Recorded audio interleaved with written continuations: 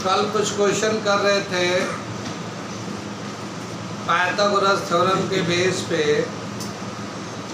और एक फिगर बनाया था, उसमें कई सारे सवाल कर दिए थे। उसमें एक ही सवाल जो है उसके एग्जाम्पल में दे रखा है पाइथागोरस थ्योरम पे, और वो था 4 times sum of square of the median is equal to 5 times square of the hypotenuse of a right angle triangle। Figure मैं बनाता हूँ, कई सारे क्वेश्चन इसमें हम लोगों ने किए थे। ये राइट एंगल ट्रायंगल बना ले, यहाँ पे मान लीजिए बी है, ए है, सी है, ये ए डी मीडियन है और ये बी ई मीडियन है। इस पे हम लोगों ने मेन एक क्वेश्चन जो किया था, जो हम लोगों ने वो था 4 times sum of square of median is equal to 5 times square of hypotenuse. ऐसा एक रिलेशन दे रखा था, किया था। ये बहुत इंपॉर्टेंट है, ये बुक में दे रखा है। इस पे क्वेश्चन भी किया था। आगे इसमें बहुत सारे क्वेश्चन किए थे, एक क्वेश्चन और करने जा रहे हैं। क्या दे रखा है इसमें, एक क्वेश्चन और हमने बताया था कि ये भी एक मीडियन है, सॉरी हाइपोटेन्यूज है। जब इसको ज्वाइन कर देंगे तो ठीक है, तो इसमें 4 हाइपोटेन्यूज हो जाते हैं। एडी भी हाइपोटेन्यूज होता है एक जगह, सी दूसरी जगह होता है, डी भी हाइपोटेन्यूज है, एसी भी हाइपोटेन्यूज है। ये दे रखा था। इसमें एक क्वेश्चन, 2-3 क्वेश्चन और है, 2 क्वेश्चन मेनली कर लेते हैं। और एक बोला क्या, मान लो ये पॉइंट ऑफ इंटरसेक्शन है जी, ठीक है। ये जो डी था मिड पॉइंट है, ई मिड पॉइंट है हमारा, ठीक है। हमें area of triangle DGE upon area of triangle AGC बताना कितना होगा।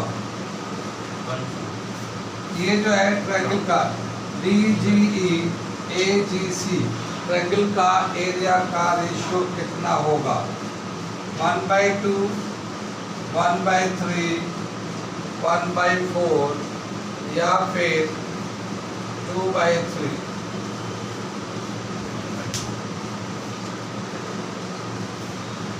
ठीक है, इसका आंसर है सी, 1/4। और हमने बताया कि जब भी कभी 2 ट्रायंगल का एरिया का रेशियो लेते हैं तो पहले तो वो दोनों ट्रायंगल सिमिलर होना चाहिए, और फिर उसके बाद एरिया का रेशियो उसके करस्पॉन्डिंग साइड के स्क्वायर के रेशियो के बराबर होगा। अब ये लाइन जो है ये मिड पॉइंट है, तो जो मिड पॉइंट को ज्वाइन करता, हम लोगों ने बताया है कि अगर एक लाइन जो मिड पॉइंट को ज्वाइन करेगा वो थर्ड साइड का, ठीक है, ये पैरेलल होगा BC के एंड BC के हाफ भी होगा। ये थ्योरम है। तो जब ये मिड पॉइंट है, ये मिड पॉइंट है ज्वाइन किया, तो ये इसके पैरेलल होगा। जब ये पैरेलल होगा तो ये एंगल इसका अल्टरनेट के बराबर हो जाएगा, ये एंगल इसके अल्टरनेट के बराबर हो जाएगा, वर्टिकली अपोजिट एंगल होगा। दोनों ट्रायंगल सिमिलर है। क्या समझ में आया? Triangle DGE similar to triangle AGC इसके सिमिलर है। अब इनका एरिया का रेशियो का लेते हैं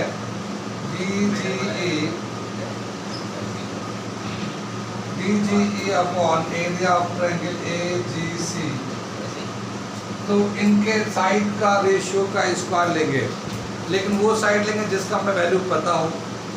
तो इस वाले ट्रायंगल में DG में ये वाला DE ले लेते हैं, और इस वाले में AC ले लेते हैं, इसका स्क्वायर कर लेते हैं। और BE जो है ये AC का आधा है, तो ये AC का आधा कर लेते हैं, और ये नीचे AC है, स्क्वायर कर दिया। AC से AC कैंसिल हो जाएगा, 1/2 का स्क्वायर करेंगे 1/4 हो जाएगा। तो ये हमारा इन दो ट्रायंगल का एरिया का रेशियो आ गया। नोट कर लो, फिर इसके आगे मैं बताता हूँ अगला एक सवाल। अगला जो क्वेश्चन दे रखा है ये देखो, ये एक राइट एंगल ट्रायंगल है ACB, C पे 90 है। ये जो पॉइंट ले रहे हैं D, ये मिड पॉइंट अब नहीं है। ये D और E जो ना मिड पॉइंट नहीं है, पॉइंट है मगर मिड पॉइंट नहीं है। मिड पॉइंट था तो वो सब रिलेशन थे, लेकिन अब जो है ये मिड पॉइंट नहीं है। इसको ज्वाइन कर दिया AD से, BE से, DE से ज्वाइन कर दिया, ठीक है।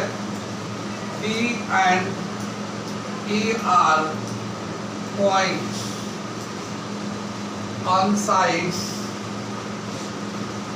BC and AC of right triangle ACB. Which of the following relation is correct? Which of the following is correct?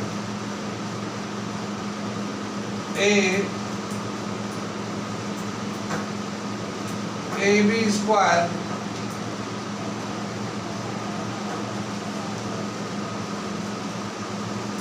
AD square plus BE square is equal to 5 times DE square.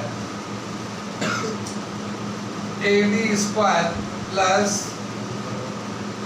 BE square 4 times AD square plus BE square is equal to 5 times AB square.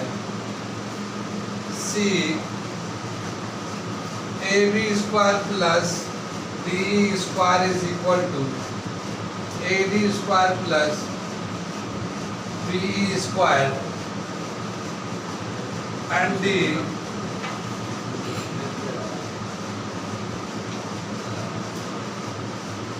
AD square plus BE square is 3 times AB square plus DE square. कौन सा इसमें से होगा answer?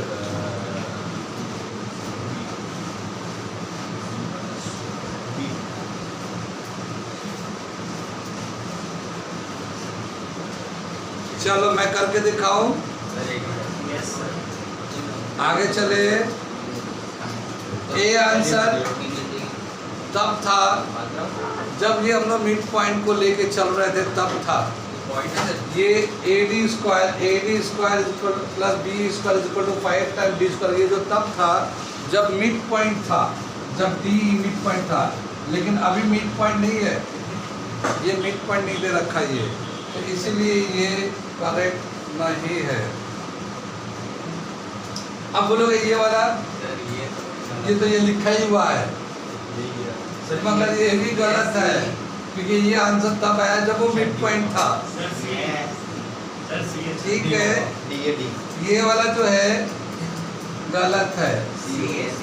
Option C सही है। ये intelligent बच्चा बैठा हुआ, एक ही इंटेलिजेंट बच्चा अभी बारात से उतरा है। ये तो जन्नत से निकल के आया सीधा, इसलिए आंसर है ये इसका। अब देखो मैं बताता हूँ कैसे ये है।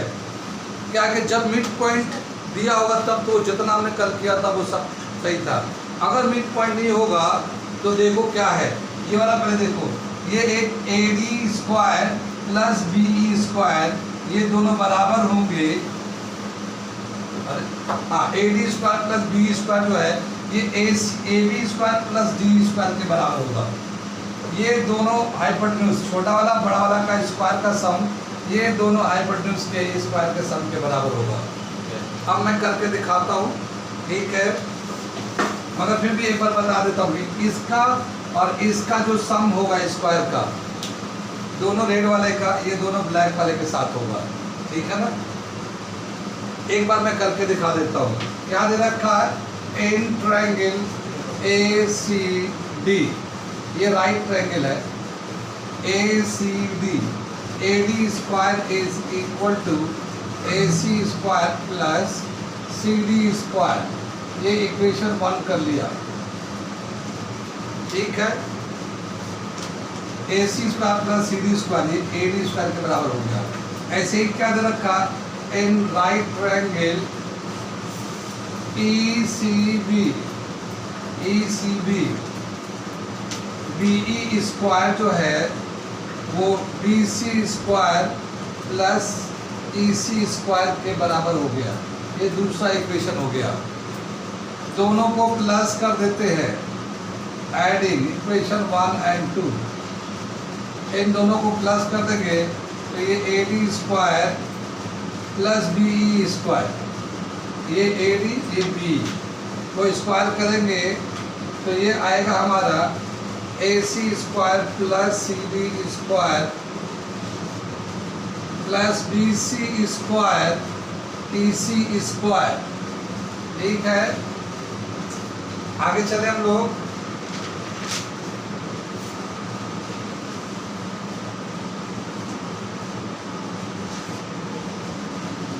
आगे दे रखा है ये देखो, यहाँ पे ये तो ऐसे ही चलेगा। ये AC square plus BC square को एक साथ कर लेते हैं और फिर इन दोनों को CD square plus EC square को एक साथ कर लेते हैं। ये AC square plus BC square को AB स्क्वायर लिख सकते हैं, तो इसे हटा के हम लोग AB स्क्वायर लिख देते हैं। और ये CD square plus CE square को हटाकर ये DE स्क्वायर लिख सकते हैं, तो ये DE स्क्वायर लिख दिया। इधर है AD square plus BE square, ये दे रखा है प्रूफ, ये वाला, ठीक है। कितनी बात समझ में आई? तो जब मिड पॉइंट नहीं होगा तो ये रिलेशन है, और मिड पॉइंट होगा तो बाकी वो सब कहानी जो हम लोगों ने पढ़ा था। आगे इसको यहीं पे छोड़ जाते हैं, ठीक है। आगे चलते हैं, अगला एक क्वेश्चन करते हैं। आज इसके लिए इतना ही रखते थे। ये क्वेश्चन बहुत अच्छा है और बेशुमार क्वेश्चन है इसके, ठीक है। आगे चलते हैं, अगला क्वेश्चन करते हैं। ये देखो, एक वॉल, एक पोल है 6 मीटर हाई, दूसरा पोल है 11 मीटर हाई। इन दोनों के फुट का डिस्टेंस है 12 मीटर। तो इनके टॉप के बीच का कितना डिस्टेंस होगा? ये वाला डिस्टेंस निकालना है, कितना होगा। ये बहुत ही आसान सवाल है, बहुत ही आसान सवाल, थोड़ा सा मूड को ठीक करने के लिए दे रहे हैं।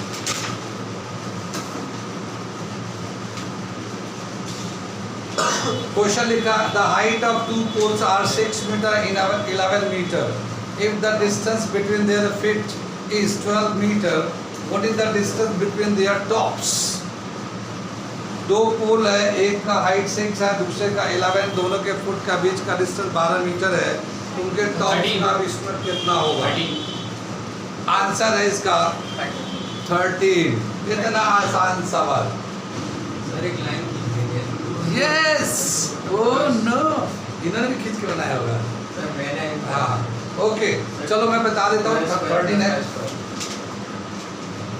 ये यहाँ से ऐसे खींच दिया तो जितना ये था उतना ही ये हो गया। और ये तो 6 था, ये 11 था, तो ये बचा है, ये 5 बच जाएगा। एक राइट एंगल ट्रायंगल हो जाएगा, 13 हो गया। ओह माय गॉड, कितना मुश्किल सवाल। ओह बहुत ही मुश्किल हुज़ैफा, तुम्हारे कर दिया है। और कर दिया, तुम बोल तो नहीं रहे थे, आँख भी नहीं मिला रहे थे। मैं तुम्हें देखा तो तुमने अपनी नजरें छू नीचे कर ली। मैं कहा मैं सब पे देखता रहता हूँ। यस सर, ठीक है, मिटा दे रहा हूँ। अगले क्वेश्चन देखो, ये भी पाइथागोरस थ्योरम का एप्लीकेशन है, यानी इस तरह के सवाल दे रखे हैं। ये देखो अगला सवाल, एक ये देख लो,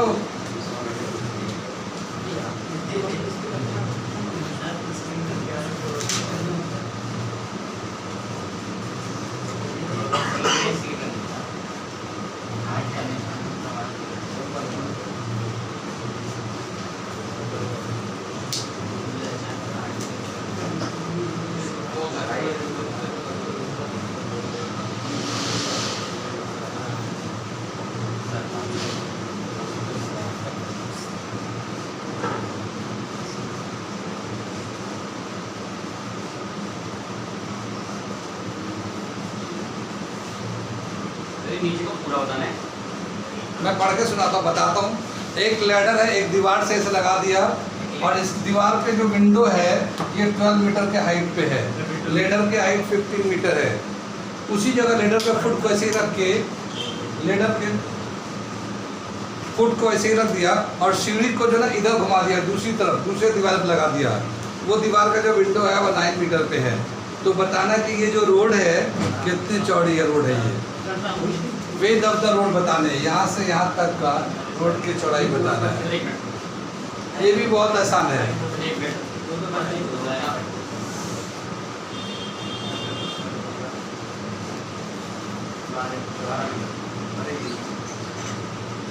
बोलो हुज़ैफा बोलो।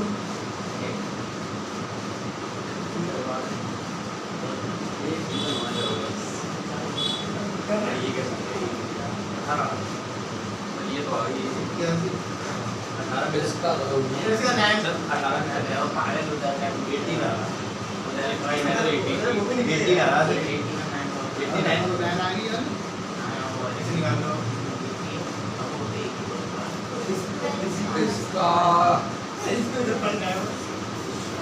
वैल्यू जो है ना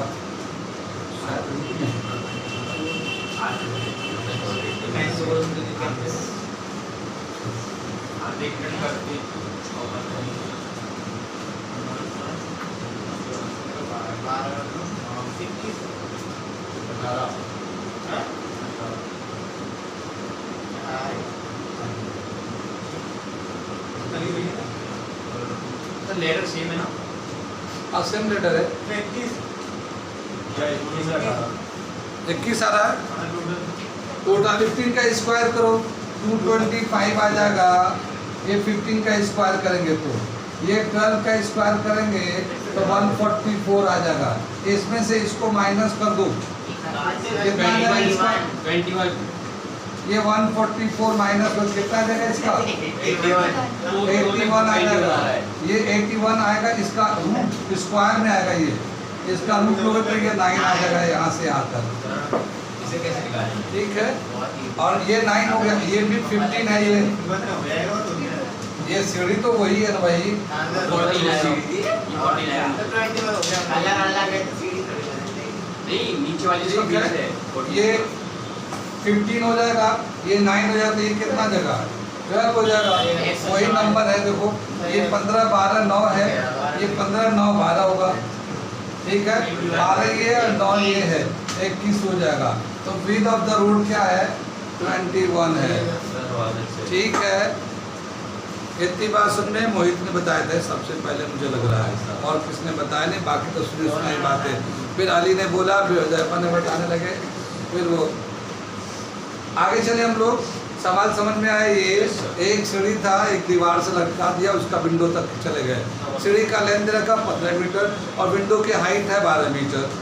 ठीक है, अब इसी सीढ़ी को फुट को वहीं पर रख के सीढ़ी को खाली घुमा दिया इस तरफ दीवार पे, इधर की दीवार है, वो दीवार जो विंडो है वो 9 मीटर हाइट पे है। ठीक है, और ये सेम लेडर है। तो बताना कि ये रोड की चौड़ाई कितनी है, यहाँ से यहाँ तक की लेंथ कितनी है। ये आ गया 21 मीटर। इतना आसान तो था। आगे चले हम लोग, मिटा दे इसे। राइट एंगल ट्रायंगल का यूज कर रहे हैं हम लोग छोटे छोटे सवाल में। ठीक है, एक एरोप्लेन, 2 एरोप्लेन एक एयरपोर्ट से कुछ उड़ेंगे। तो ये एक एयरपोर्ट है, ठीक है, और ये एक प्लेन जो है इधर की तरफ जा रहा 1000 किलोमीटर पर आवर के स्पीड से, और एक प्लेन जो है ना इधर की तरफ जा रहा है 1200 किलोमीटर पर आवर के स्पीड से। ठीक है, दोनों 1.5 घंटा चले, दोनों ही 1.5 आवर्स तक उड़ते रहे। तो 1.5 घंटे में ये यहाँ कहीं पहुँचा होगा, 1.5 घंटे में ये यहाँ कहीं पहुँचा होगा। अब इन दोनों प्लेन के बीच के डिस्टेंस कितना बताना है। इन दोनों प्लेन के बीच का डिस्टेंस कितना है? क्या सुन रहे हो?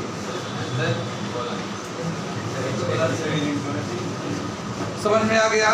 एक एयरपोर्ट, यहाँ से 2 प्लेन एक डायरेक्शन में एक प्लेन जा रहा 1000 किलोमीटर पर आवर के स्पीड से, दूसरे डायरेक्शन में जो 90 के एंगल पे है वो जा रहा है 1200 किलोमीटर पर आवर के स्पीड से। दोनों ही प्लेन 1.5 घंटे उड़ते रहे, वो उधर वो उधर। अब बताना दोनों प्लेन के बीच का डिस्टेंस कितना है। कितनी बात सुन गई, कौन बता रहा भाई?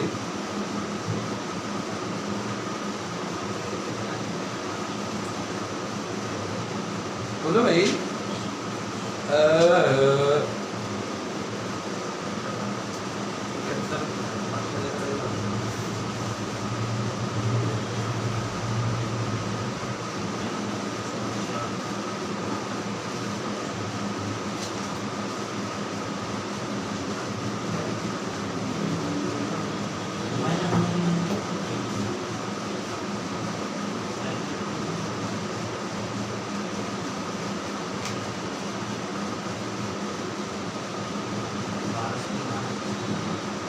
आया कुछ? हम मोबाइल में देख रहे हैं ना, देख लो अली, देख लो, कोई बात नहीं।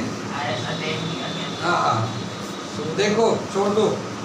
देखो इसकी स्पीड 1000 किलोमीटर पर आवर है, तो 1 घंटे में 1000 किलोमीटर जाएगा, ठीक है। लेकिन उड़ेगा कितनी देर तक? 1.5 घंटे तक। तो टोटल यहाँ से यहाँ तक कितना आ जाएगा? 1500 किलोमीटर चला गया ये। 1 घंटे में 1000, आधे घंटे में 500, 1500 किलोमीटर चला गया इधर। 1 घंटे में 1200 किलोमीटर जाएगा, 1.5 घंटे में 12 और 6 1800 किलोमीटर ये चला गया इधर। डिस्टेंस निकालना हो, स्पीड इंटू टाइम कर लो।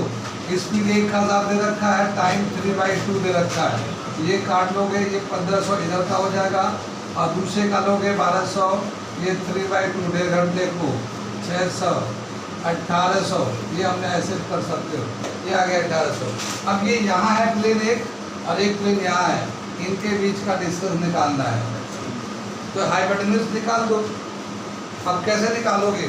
1500 का स्क्वायर प्लस 1800 का स्क्वायर, दोनों को प्लस करके रूट डाल दो, ये हमारा distance between the two planes हो जाएंगे।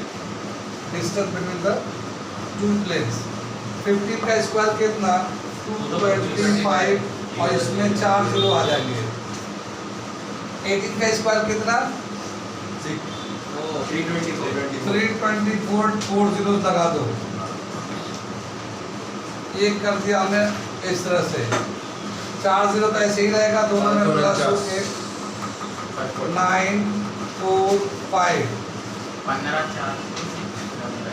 अब इसका रूट ले लेते हैं, ये 23 आ जाएगा, 2300 किलोमीटर। 549 का रूट आ जाएगा 23, ठीक है। तो दोनों प्लेन का बीच का डिस्टेंस है 2300 किलोमीटर। ये मैं ऐसे आसान से सवाल थोड़े से करा रहा हूँ, बहुत कल कर लिए ना, ठीक है। आगे चले, आओ एक अच्छा सवाल करते हैं। और चलो चांद के पार चले।